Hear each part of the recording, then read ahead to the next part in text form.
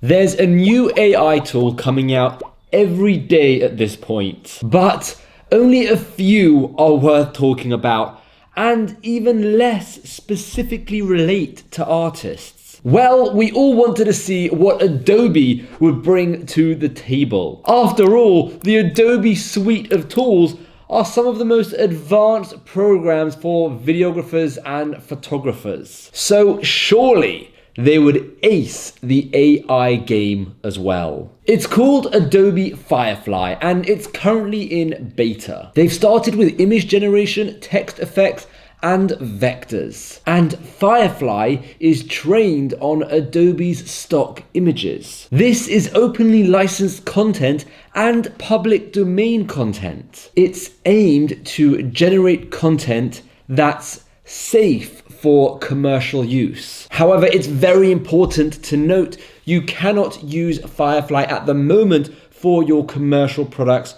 whilst it's still in beta. This is just the start. Once all these different AI tools actually connect into Photoshop and Premiere Pro and Illustrator, they're going to be setting the bar extremely high. I'm not quite sure anyone is going to be able to catch up with them. Now let's have a look at Adobe Firefly. So this is the homepage. Meet Adobe Firefly. You can join the beta if you wanted to. Let's just have a quick look. So it's going to be able to do a whole bunch of things. Generative AI made for creators. For example, have a look at this. So we can they're changing the lighthouse on a whim. You know, they're able to add a whole underwater city and it generates it just like that. Instant creative building blocks. So this is quite cool. You can just vector variations for this sketch and it will help you take your sketch into an actual vectorized logo. This one is insane. This one is you're literally changing the video from sunny to winter. It's oh my goodness. This one's the most mind-blowing one that I've seen. So there are three things we're going to go over. We're going to go over text to image, text effects, and recolor vectors. Let's just start with text image. And this is the one that you're going to have seen, you know, on Midjourney and so many other platforms. And you can see this is just literally images, you know, that people have generated. So let's put in, I don't know, cute red alien. Let's just see what it does. You know, who knows? Once we've done that, we're going to actually go over the things over here. So it's got one more to do. Right. Okay, this is not really a cute red alien, but it's a red alien, and that's fine. We've got different types of content. Well, firstly, you can change the aspect ratio if you wanted to, and it would regenerate into that aspect ratio. And then you've got content types. You've got art, photo, graphic, and none. So let's just click none. Again, it will regenerate and it will get rid of this art-like effect. But what's really cool to know is once you've got the art-like effect and the none, it will switch back instantly. There's no having to wait. And you can see how the background's gone completely blurred out when you click none. So for example, this one is really cool. I would just fix this area here, and that's quite a cool image.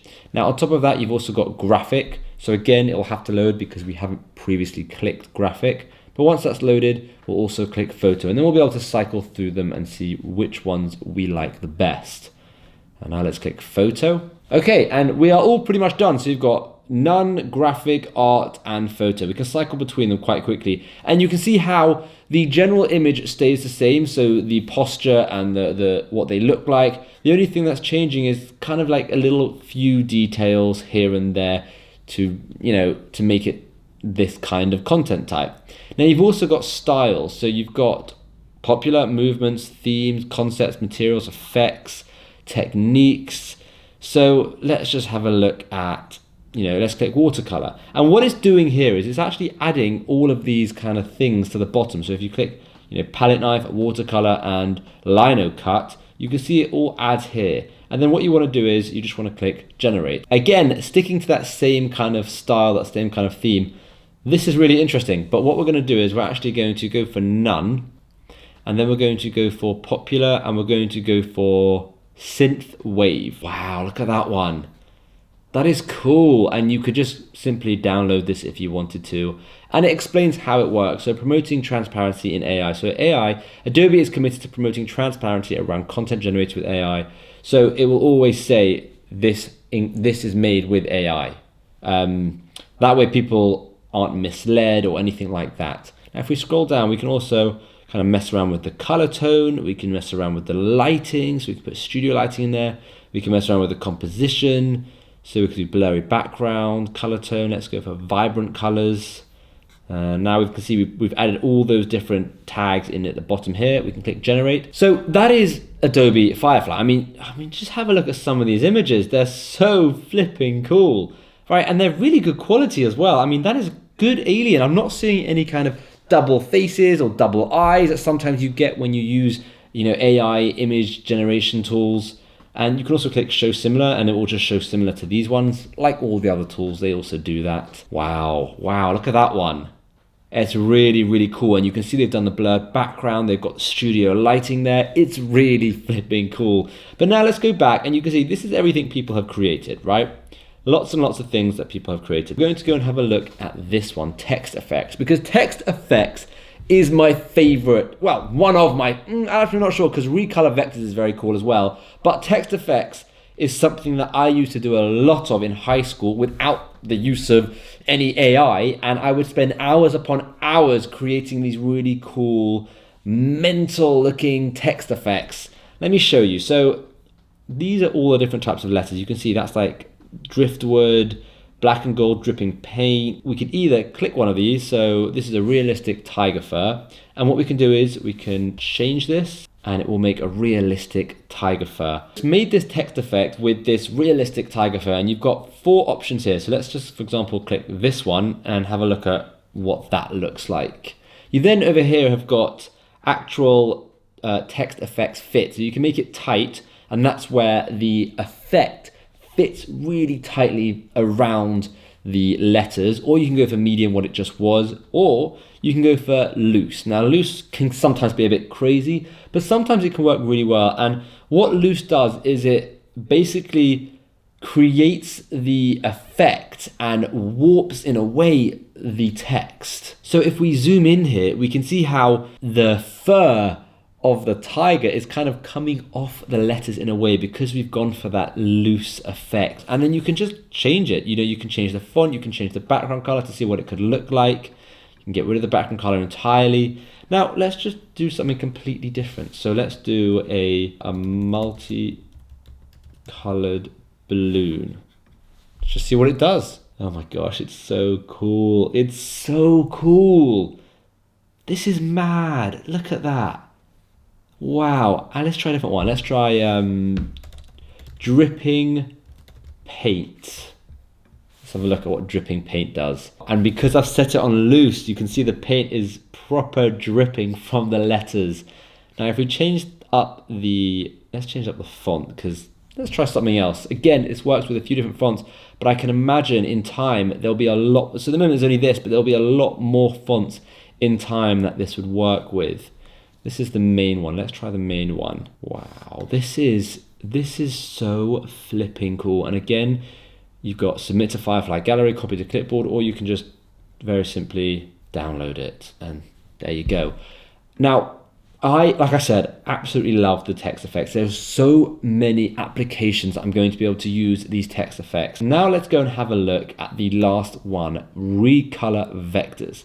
Now this is very cool. So I've added this dinosaur into it and now I can say bright, colorful palette. Let's click and see what it does. So now I search for bright, colorful palette and now it's changed my dinosaur to have all these bright colors. And again, we can click this and you can see how it's a vector. This is a vector file. It shows you the images. We can shuffle the colors if we wanted to. We can go for some sample prompts, so dark blue. We can choose the harmony, so complementary, triad, split complementary. There's so many different. Let's click complementary and look at that. And then we can choose the color. This is really cool for vectors. And now obviously we would download this and it would download it as a vector file, right? So you'd keep the quality there, you'd keep everything, but you're just kind of completely changing up those tones. So what if we kind of cleared all and we did dark, scary tones? Click generate, see what it would come up with. Wow, okay, come on, this is so flipping cool. And you can see all the colors it's done there. Look, that's recolor vectors, and it's just a very cool way for you to actually kind of manipulate the vectors that you have.